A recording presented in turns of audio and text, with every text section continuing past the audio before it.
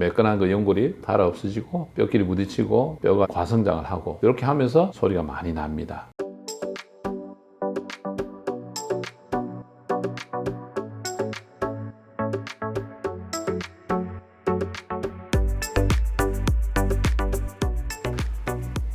안녕하십니까. 임종인 정형외과TV의 임종인 원장입니다. 오늘은 관절에서 나는 소리에 대해서 생각해보는 시간을 가지도록 하겠습니다. 일단 관절에서 나는 소리라는 것은 정상적인 범위를 넘어서 관절을 꺾는다든지 비튼다든지 굽혔을 때 나는 소리를 관절에서 나는 소리라고 일단 정의를 해보겠습니다.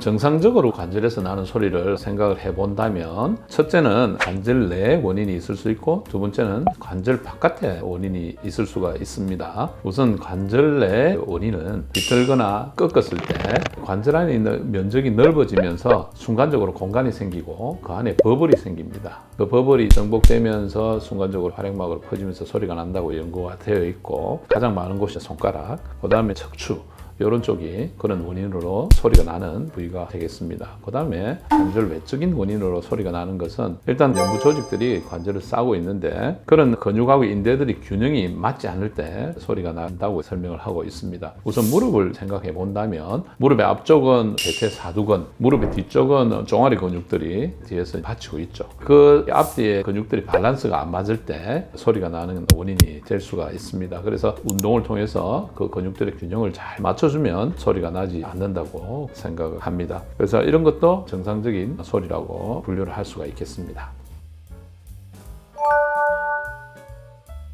자, 이번에는 비정상적인 소리들을 한번 분류를 해 보겠습니다. 소리가 나는데 이건 어떤 병적인 원인이 있어서 나는 소리가 되겠습니다. 주의를 기울여야 되는 상황이 되겠죠. 관절별로 한번 간단하게 정리를 해 보았습니다. 우선 어깨 관절에 대해서 말씀을 드리겠습니다. 첫째, 어깨 힘줄이 손상이 있어서 파열되었을 때 소리가 나기도 합니다. 회전근개 손상이라고 분류를 하죠. 그래서 파열된 부위가 견봉 관절을 지나갈 때 소리가 많이 납니다. 두 번째, 관절 연골이 손상되어 가지고 마찰될 때 대표적인 게 퇴행성 관절염이 되겠죠. 매끈한 그 연골이 닳아 없어지고 뼈끼리 부딪히고 뼈가 과성장을 하고 이렇게 하면서 소리가 많이 납니다. 세 번째는 어깨를 감싸고 있는 관절막이 붙어 있을 때 50견이죠. 50견이 있을 때 소리가 많이 나기도 합니다. 네 번째는 등 뒤쪽에 날개뼈, 견갑골 주위를 싸고 있는 여러 가지 근육인대 쪽에 문제가 있어서 마찰을 심하게 할 때 소리가 나기도 합니다. 다섯 번째는 날개뼈 주위에 근육들이 뭉쳐서 근육 사이에 있는 근막이 서로 마찰하면서 사각사각거리는 소리들이 나기도 합니다.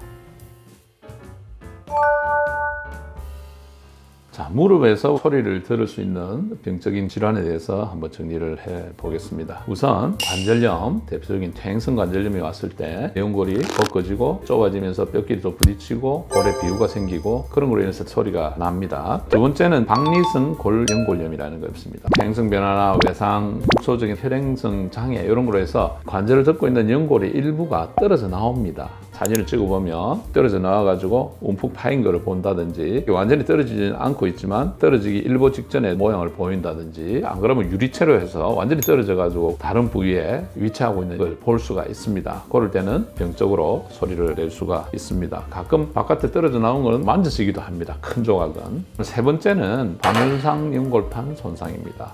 반월상 연골판은 말 그대로 반달 모양으로 생긴 조직이 되겠는데 뼈 사이에 끼어 있죠. 요게 찢어지면 소리가 나기도 합니다. 딱딱하게 굳어 있는 분들 더 소리가 많이 나고 통증을 유발하면서 움직일 때 끼이면 소리가 납니다. 네 번째는 추벽 증후군이라는 건데 무릎 사이에 대퇴골 위쪽으로 해서 설계골 쪽으로 쭉 타고 내려오면서 어떤 막이 있습니다. 어렸을 때는 막이 살아 있습니다. 그런데 이 막들이 나이가 들면서 점점 흡수돼서 없어져야 되는데 이 막들이 남아 있을 때 끼이면서 이게 소리가 나기도 하고 통증도 유발하는 상태를 우리가 관찰할 수가 있습니다.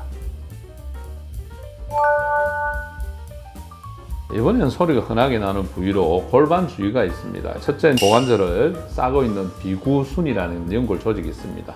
대퇴골두를 잡아주는 그 비구순이 찢어졌을 때 소리가 나기도 합니다. 그 다음에 대퇴 비구 충돌 증후군이라는 게 있죠. 이 대퇴골이 비구에서 관절을 형성하는데 움직이면서 충돌할 때 주로 앞쪽이 충돌범인데 충돌하면서 소리가 나기도 합니다. 두 번째, 고관절 외측에서 소리 나는 경우가 있는데 대표적인 것이 장경인대 마찰 증후군입니다. 이것은 이거는 대퇴근막 장근이라는 게 뭔가 하면 골반하고 엉덩이 쪽에서 붙어가지고 옆으로 이게 쭉 내려오는 넓은 근육이 있습니다. 그 근막이 요 대퇴골 전자부 요 튀어나온 부위 있죠. 그 튀어나온 부위를 이렇게 지나갈 때 그쪽에서 충돌하면서 소리가 나기도 합니다. 세 번째는 천장관절의 문제인데요. 대퇴골의 장골과 꼬리뼈가 만나는 관절입니다. 이쪽에 염좌라든지 관절염, 이쪽이 불안정할 때 여자분들 가끔 보면 출산 임신을 통해서 천장관절 문제가 많이 생기기도 하죠.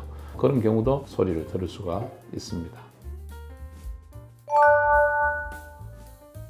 자, 이번에는 재밌는 논문 발표가 있어서 봤는데 손가락을 주로 많이 꺾지 않습니까? 저도 심심할 때 이렇게 꺾는 습관이 있습니다. 그래서 손가락을 꺾으면 옛날엔 그랬잖아요. 관절염이 온다든지 연골에 문제가 생긴다고 막 하지 마라 그러는데 실제로 손가락이 굵어지긴 하는데 이게 관절염을 해서 굵어지는 게 아니고 관절을 싸고 있는 관절막이 두꺼워져서 손가락이 굵어 보인다. 그런 연구가 첫째 하나 있고, 두 번째는 과학자가 참 특이한 분이 있는데 50년 동안 자기 엄마가 너 이거 손가락 꺾으면 손가락에 관절염이 오고 흉해져가 못 쓴다 경고를 어릴 때부터 했는데, 이 친구가 50년 동안 한쪽만 꺾고 한쪽은 안 꺾고 50년을 그렇게 했다고 합니다. 그래가지고 이 검사를 했는데 똑같다고 나왔어요. 그러니까 좀 꺾는다 해가지고 실제로 이게 행성 변화를 주는 건 아니라고 자기가 몸소 증명을 한 분이 있습니다. 재밌는 또 노벨상이 있습니다. 뭐 제가 이름 기억이 안 나는데 그 상도 이분이 받았어요. 그래서 꺾는 거 뭐 자주 하는 거 좋지는 않지만 쉽사리 병적인 상태로 변하지 않는다. 안심을 하시면 되고요. 엄지손가락은 다릅니다. 그럴 때는 관절염이 오면서 통증도 있고 소리가 나는 분들이 있고, 그다음 두 번째는 방아쇠 손가락이 있습니다. 방아쇠 손가락은 굴곡근이 엄지손가락 밑으로 손바닥 쪽으로 올라가면서 굉장히 많이 썼을 경우에 그게 염증이 오고 두꺼워지면서 그걸 통과 못해서 뚝뚝 하기도 합니다. 그래서 엄지손가락에서 소리가 날 때는 신경을 써서 주의를 기울이시는 게 좋겠습니다.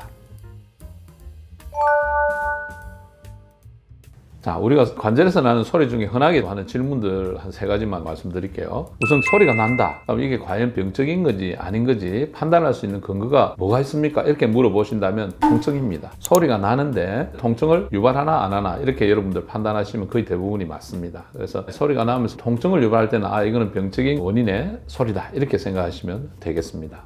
자, 그 다음에 소리가 나는데 통증은 별로 없는 것 같습니다. 원장님 그러면 이거 어떻게 할까요? 그때는 그 근육 주위를 스트레칭을 많이 하십시오. 따뜻하게 하고 스트레칭해서 운동 범위가 풀로 유지될 수 있도록 신경을 쓰시고, 그 다음에 그쪽에 있는 근육들이 밸런스가 맞지 않고 비정상적으로 발달되는 경우가 있다 그랬죠. 그래서 골고루 근육 운동을 해주시는 게 중요하다. 그렇게 말씀을 드리겠습니다.